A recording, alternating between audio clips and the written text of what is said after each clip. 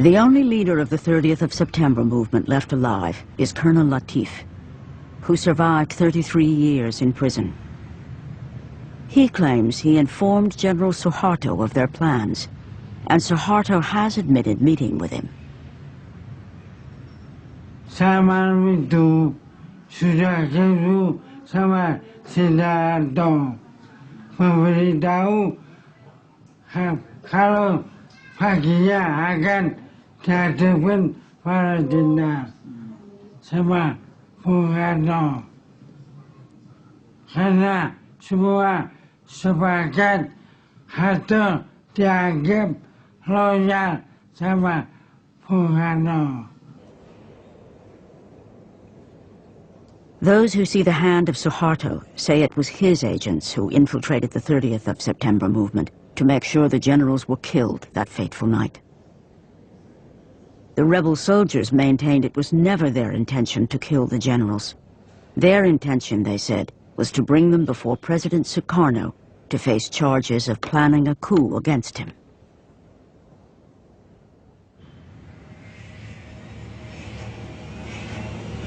President Sukarno was put under house arrest for his supposed involvement.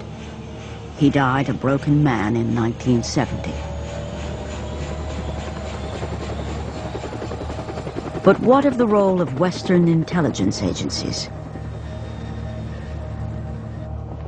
Omar Dani, head of the Air Force, received a death sentence for his foreknowledge.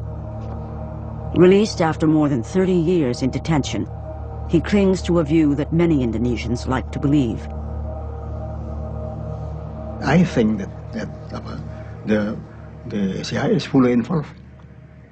And Suharto cannot do that because at that time, I don't think that not one general has the capacity to arrange such an intricate and so complicated operations. As CIA station head at the time, Hugh Tovar denies the CIA had any involvement in the conspiracy. In my time, 64, 5, and 6, the CIA was never told to do any such thing. The CIA was sent out there to collect intelligence and report it to headquarters and to tell us what in the name of heaven is going on in that crazy country. You know, that's the way it was. And if the audience can't take that at face value, there's nothing I can say that's going to convince them. What is fully established is that Britain and the US gave extensive support to the army immediately after the murder of the generals, including providing weapons. The full extent will not be revealed until all the documents have been declassified, which could take many decades.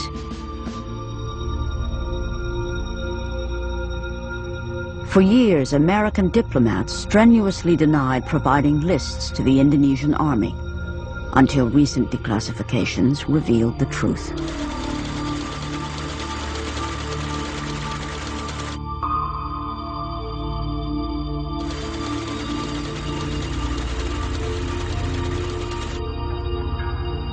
There were lists going around.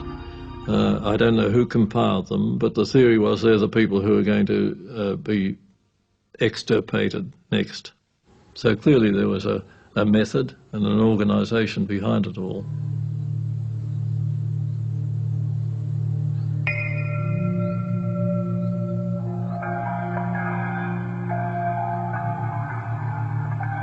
It may never be established how many people died in the massacres. Today, some academics estimate up to 1 million Indonesians may have been murdered. Sampai sekarang tidak jelas berapa jumlahnya.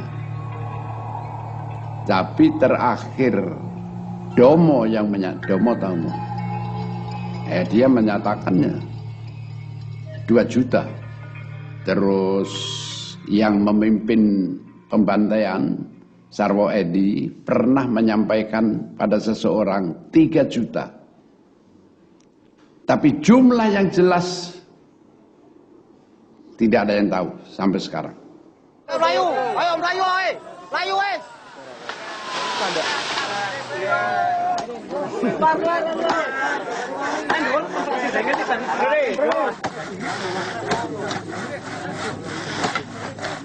The newly established Massacre Victims Research Foundation wants to confront history by digging up the skeletons that have lain silent for 35 years. This wasn't Nazi-style industrial-scale killing. It was village-level murder with many thousands of graves spread across the country.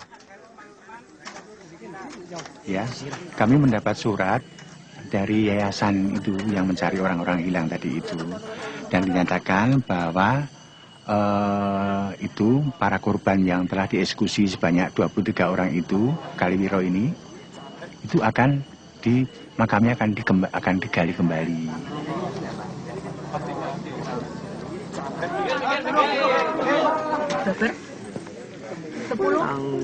Bulannya 6, 1965.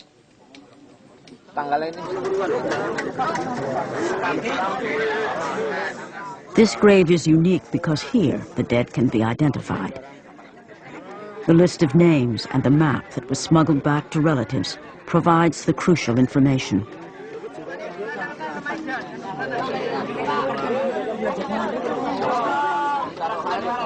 Sekarang saat ini ya, setelah kami mengetahui ada kerangka ya yang kalau diidentifikasi ya. Mas Ibnu itu siapa, Bu? Dr. Andus Ibnu Santoro.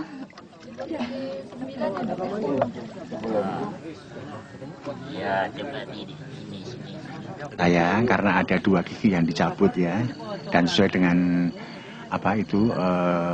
berita dari dokter yang bersangkutan, ya, dokter forensik yang meriksa bahwa ini adalah kakaknya. Karena pada waktu itu berumur 34 tahun, ya, itu. Iya.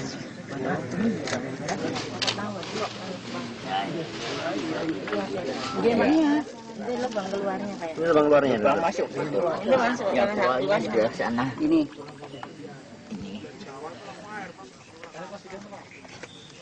Depannya. Nah, ini lubang keluarnya. Di sini adalah dibunuh, kemudian ditembak, kemudian dimasukkan ke dalam lubang, ya, 2 lubang yang ditumpuk satu persatu tanpa ditumpuk kayak apa saja itu, kayak kayak menimbun binatang saja itu. Itu saya merasa sakit. Tapi itu kita sebagai seorang Islam Muslim ya, yang beragama ya, itu semua kita kembalikan kepada Yang Maha Kuasa. For Indonesian Muslims, it's traditional to make an annual visit to the graves of their relatives. These families can now rebury their lost relatives in accordance with their beliefs.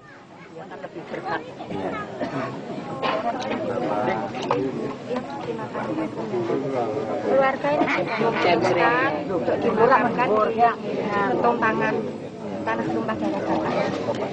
Kinten-kinten saged mlebet boten. But as they will soon find out, even this simple gesture will stir old resentments.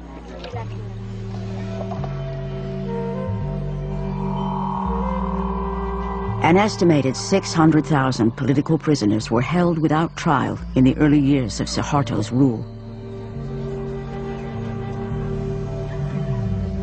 Carmel Budiarjo recalls sharing a prison cell with Dr. Sumiasi. What always sticks in my mind about Dr. Sumiasi was she said, we must not succumb to their bullying. And the way we don't succumb is by staying healthy. We have to survive.